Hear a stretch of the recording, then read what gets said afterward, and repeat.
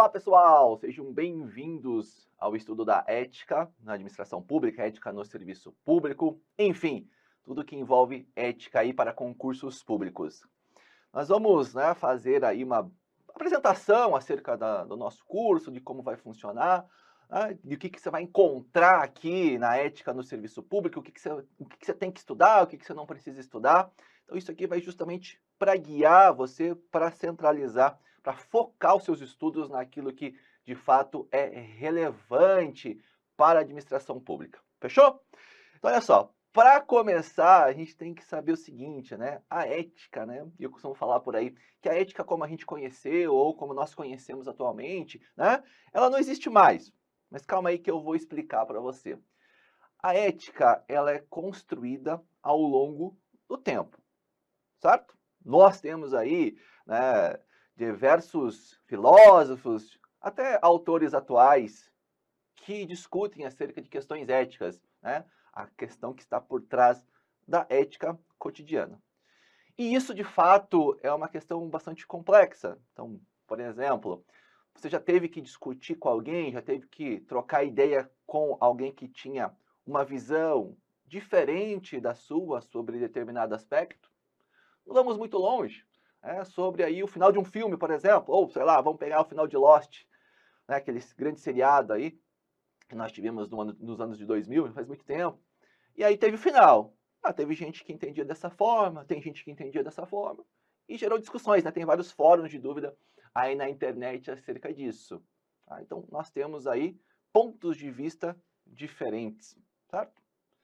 Além disso, né, se você pegar na sua família, por exemplo, e eu sempre costumo contar aí o caso, né, do meu avô, que ele, né, uma vez, né, das raras oportunidades que a gente teve para conversar de como era a sua meninice, a sua mocidade, né, como se cortejava as moças naquela época, é um pouco diferente do que se acontece hoje, né? Hoje você começa ali numa rede social, pessoas totalmente desconhecidas, às vezes, né, acabam se encontrando e gerando ali um relacionamento. É certo que às vezes também está numa cilada, então tem que tomar cuidado, né, com o que você utiliza. Talvez se você não teve essa conversa, né, se os seus avós ainda estejam vivos, faça isso. Você vai entender algumas coisas interessantes, né, do que acontecia. A gente fala, né, antigamente, mas não é tanto tempo assim não. Se você tem filho, filha, por exemplo, você talvez tenha recebido ali uma criação de determinada forma. E você fala assim: meu filho eu vou criar de forma diferente. Por quê? Por exemplo, eu sou uma família com 4 filhos, todos meninos. Então é normal, né? Era briga, e chinelada, e varinha, e aí até que você ia se comportando, aprendendo, e você ia crescendo, você ia amadurecendo, você acabava refletindo que aquilo que você estava fazendo não era correto. Isso é interessante, porque veja só, hoje existem aí muitas, né, famílias que não batem nos seus filhos, querem resolver as coisas no diálogo. Às vezes é um pouco mais difícil, às vezes é um pouco mais moroso, né? Mas ele acaba acontecendo. Justamente por quê? Porque nós temos uma percepção aí ao longo do tempo e nós passamos a refletir sobre isso e tomar decisões baseadas nisso, certo? E esse é o ponto central da ética: reflexão, pensamento, estudo. É isso que é de fato a ética. Sempre que você se encontrar diante de um dilema ético, por exemplo, o indivíduo ele vai refletir sobre isso, vai fazer uma reflexão sobre aquilo que ele vivenciou, sobre aquilo que ele conhece e sobre aquilo no qual ele é moldado, o meio no qual ele é moldado. Porque, de fato, nós somos influenciados pela nossa volta, o nosso meio. Já diria, né, um grande filósofo, me fugiu o nome agora, que é aquela história: me diga com quem tu andas e eu direi quem tu és. Isso porque o ser humano, ele, né, inevitavelmente, é intrínseco do ser humano, ele passa a imitar comportamento dos seus pares. Então, se você está num meio, né, ali de pessoas que estudam, é grande a possibilidade que você também se torne um estudioso. Se você está no meio ali, né, do crime, a probabilidade que você se envolva com o crime é muito grande, porque nós somos influenciados por esses valores, né? Valores sociais, valores morais do grupo em que nós estamos. Mas não é só isso, né? É também ao longo do tempo. Então nós temos que pensar, né, na questão da característica do ser humano, da sua individualidade, na sua mentalidade, né, na forma que ele foi criado. E isso acontece com a ética, a reflexão sobre a ética. Basta você pegar, né, os grandes filósofos, né? Veja só, você tem aí Platão, Aristóteles, você tem também Kant, né? São vários. Agora, por exemplo, você tem aí um que eu gosto bastante atualmente, é o Miguel Reale, por exemplo. Né? Ele tem aí livros que discutem a ética. Então, a ética, ela tem uma reflexão que vem sendo feita ao longo de muitas eras, certo? Ao longo de muitas eras. Antes de eu falar sobre isso, deixa eu anotar para você um tópico importante aqui, que é justamente isso que a gente falou. Né? A ética, ela é reflexão. E ela é reflexão sobre o que exatamente, né? Sobre o que exatamente que ela é reflexão. Ela é reflexão sobre o comportamento moral dos homens e sociedade. Isso eu já vou, né, explicar para vocês, então, o que você tem que saber? Que a ética é uma ciência, certo? Você trata a ética como uma ciência. E você tem a ética como uma ciência, galera. Essa ciência, ela estuda o quê? O comportamento. Ela estuda o comportamento. E ela estuda o comportamento de quem? Dos homens. Né? Letras maiúsculas porque se refere à humanidade. E esse estudo ele não é individual, acerca do individualismo da pessoa. É o estudo do homem na sua sociedade. Na sua sociedade. Esse é um conceito bem clássico, né, que pode te ajudar bastante em questões de prova. Tá? Ou seja, a ética, como a gente conhece, é um estudo, é uma ciência, é uma reflexão sobre o comportamento das pessoas na sociedade. Mas eu te pergunto, em qual sociedade? Qual sociedade? Nós estamos no século XXI e a gente está estudando aí uma ideia, né, as reflexões de Platão, de Kant, né? Ou seja, né, esses filósofos, eles tiveram como core, como núcleo de estudo, a sociedade no qual eles viviam. Ou seja, nós tínhamos, por exemplo, a sociedade grega, a antiga Grécia, que depois ela passou por várias transformações, né? Foi conquistada aí pelos romanos, que isso é importante também você saber, que aí nós temos uma peculiaridade sobre a origem do ethos, que é o que a gente conhece como origem da palavra ética aqui no Brasil, tá? Em português. Então veja, quando Platão, quando Kant, quando Sócrates, quando Aristóteles desenvolveu as suas ideias, o que ele fez? Ele refletiu, ele pensou, ele pesquisou aquela sociedade daquele momento histórico. Por isso que eu falo, né? A ética, como conhecemos, ela não existe mais.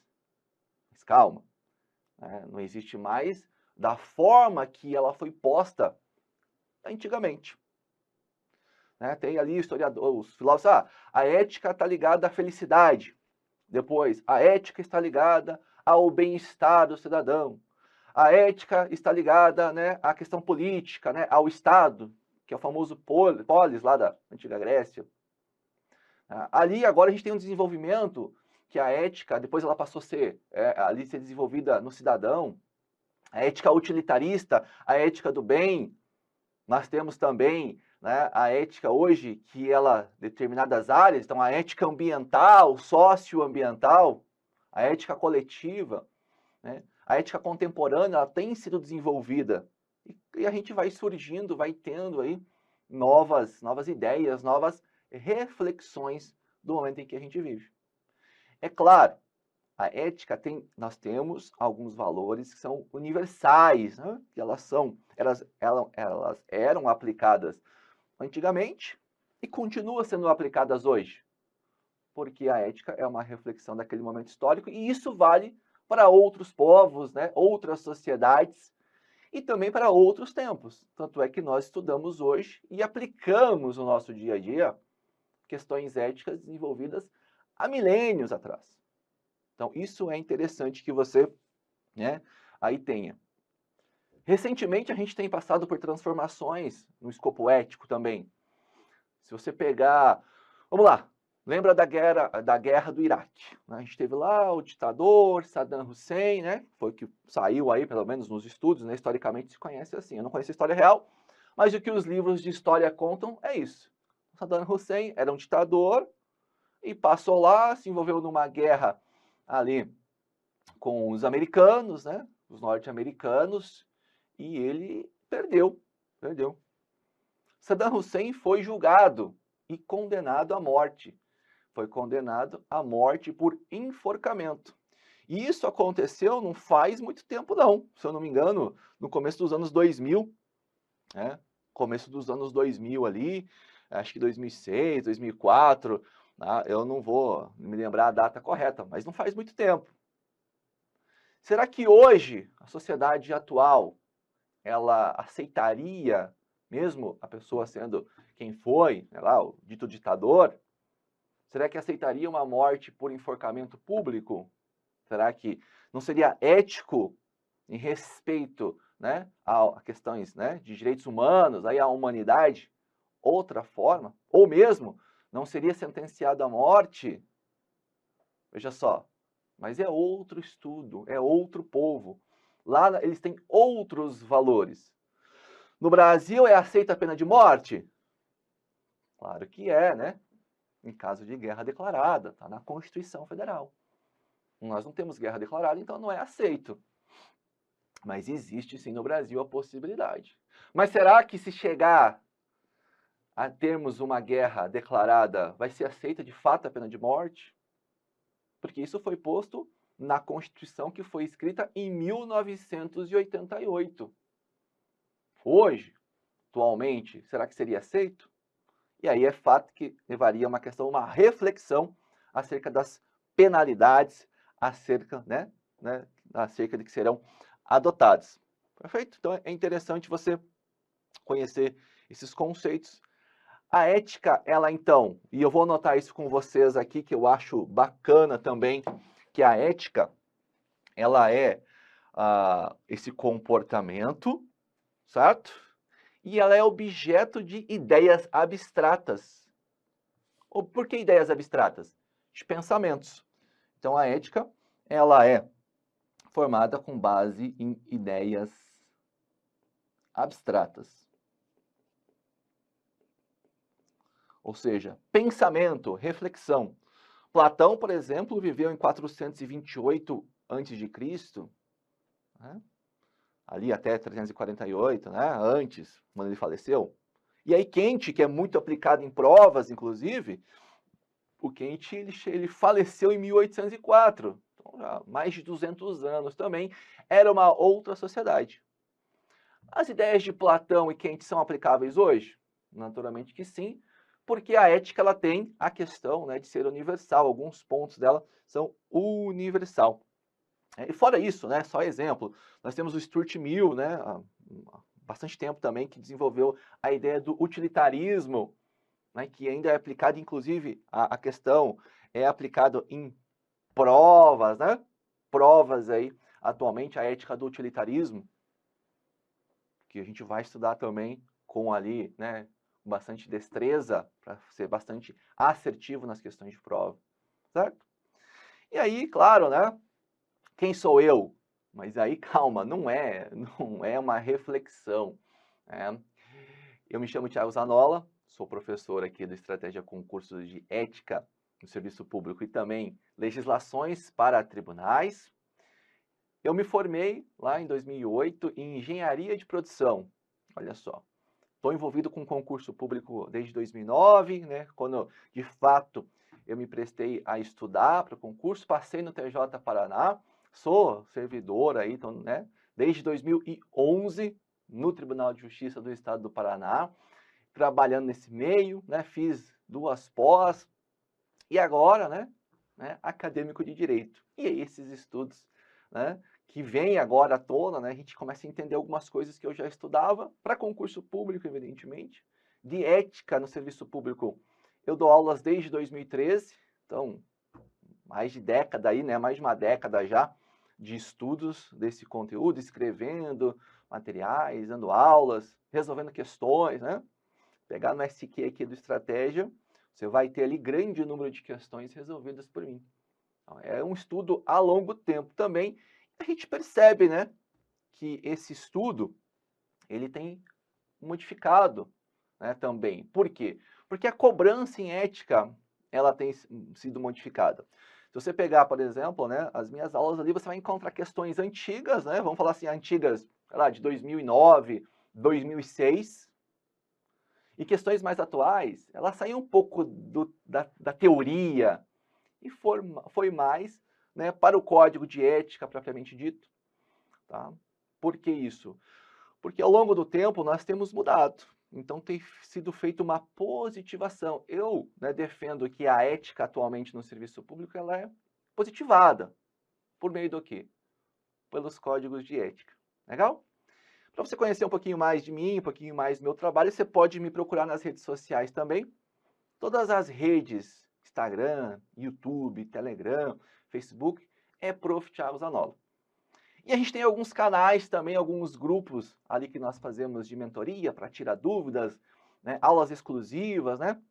Revisões exclusivas também para alguns concursos específicos no nosso canal no WhatsApp. Então, né, se você quiser mandar ali uma mensagem, ou se você me procurar lá no Telegram, né? No Telegram tem todos os contatos e todos os links dos canais de mentoria que estão abertos. As mentorias, elas são, né, ali abertas, então são desenvolvidas, né, para o público em geral, então você pode acessar lá também sem custo algum. Você participa, a gente fica ali um tempinho junto, depois a gente segue, cada um segue para o seu projeto, eu sigo para outros projetos, como eu disse, eu sou professor de Estatuto dos Servidores, legislação de tribunais de justiça, então, normas da corredoria, né, que vocês adoram, por exemplo, também de matérias ali para Ministério Público, Defensoria Pública, enfim. É um vasto número de projetos que são desenvolvidos. Então, a gente abre projetos específicos para alguns deles, não dá para abrir para todos, infelizmente, mas se você quiser conhecer mais, vai lá na minha bio, lá no Instagram, que você vai ter todos os meus contatos, tá bom? E como é que a gente vai desenvolver as nossas aulas, né? Como é que esse curso vai ser desenvolvido? Então, o que acontece? Eu estava falando que a ética ela tem mudado a sua cobrança ao longo do tempo. E a gente vai se desenvolver nesse sentido também. Isso acontece porque a ética ela tem várias formas de estudo. O que é o nosso objeto de estudo? Então a gente vai fazer, a gente tem, né, que dividir o nosso estudo, a nossa estratégia, ela vai se dar da seguinte forma. Ó. A gente tem a ética, né, há 3 formas de estudar a ética.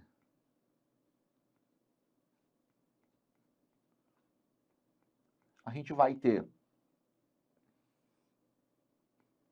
deixa eu só fazer aqui as 3 formas.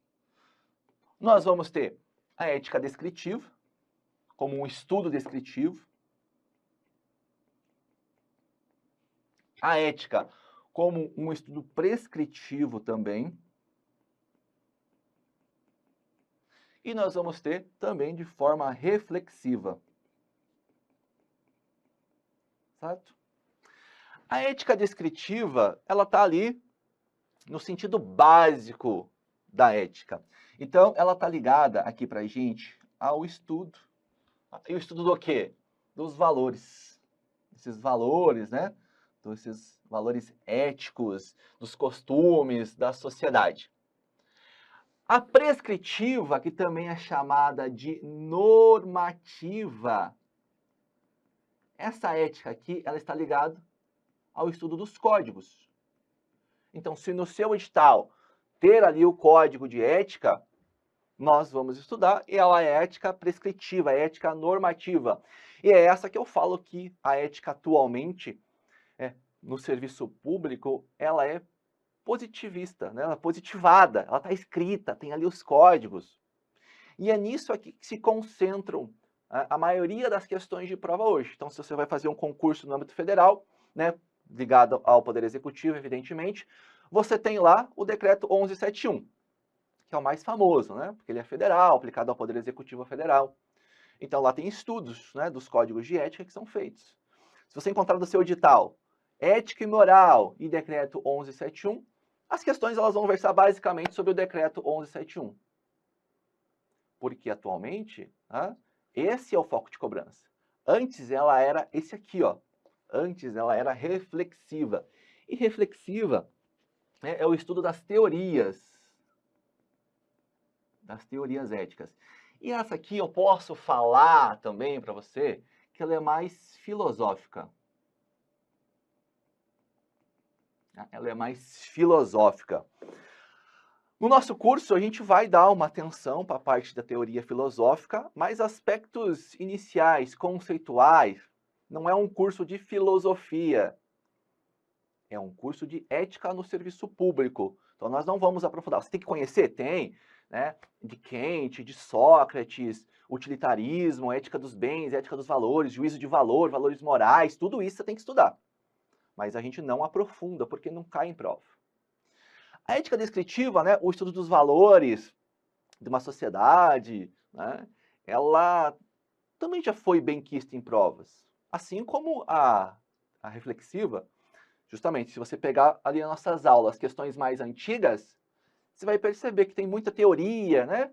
E não sei o quê, não sei o quê. Hoje as questões elas estão aqui, ó, focadas nesse ponto. Então é aqui que a gente vai desenvolver mais tempo. Não que a gente vai passar superficialmente, muito pelo contrário. Como a gente tem esse trabalho desenvolvido há mais de 10 anos, a gente vai passar por todos os aspectos. Opa, isso aqui já caiu em prova, então a gente tem que falar. Só que às vezes tem que tomar cuidado. Você vai pegar uma questão e, puxa, eu não vi isso na aula. Olha a classificação. Às vezes ela está mais dentro da filosofia do que dentro da ética no serviço público propriamente dito. E aí é uma linha tênue, mas ela é esclarecida também para você ao longo das aulas. Fechado?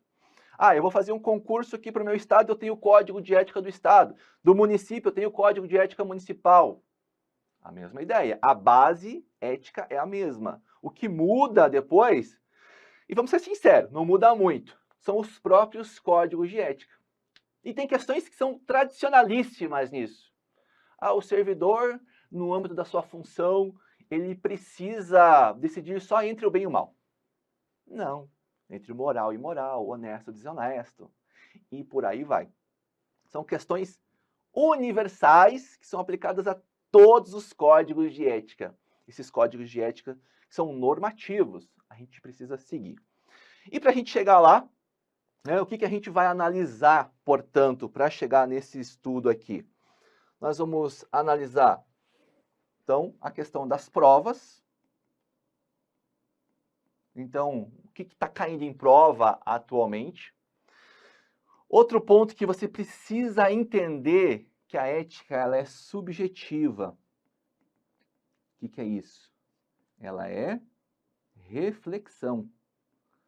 Alguns pontos, ela não deixa claro para a gente o que é para fazer.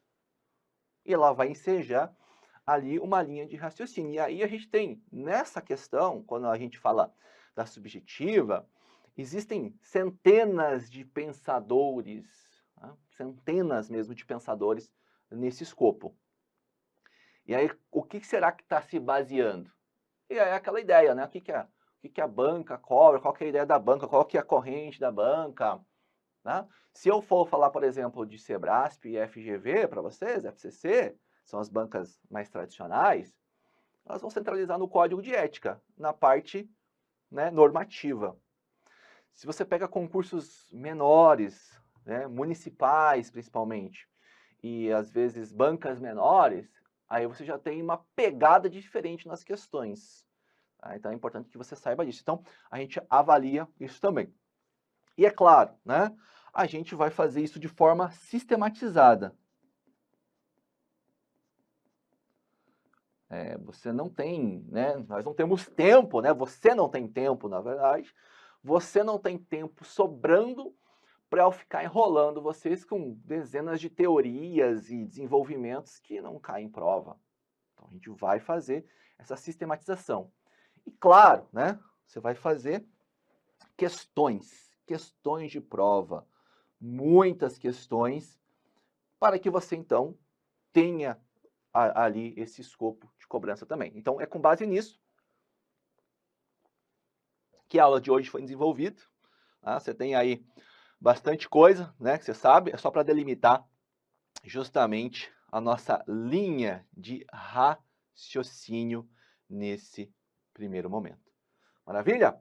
Galera, então esse é o ponto central, eu queria esclarecer com vocês antes da gente iniciar, propriamente dito, ali o conteúdo, mas você já tem coisa que cai em prova.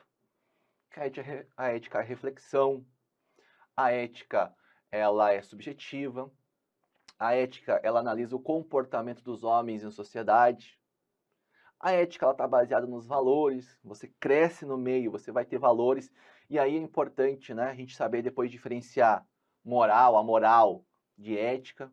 Existe uma linha tênue, a gente vai falar disso nas próximas aulas também, mas dá para diferenciar de forma tranquila. E eu falo isso, né, já no próximo bloco. Então, não sai daí.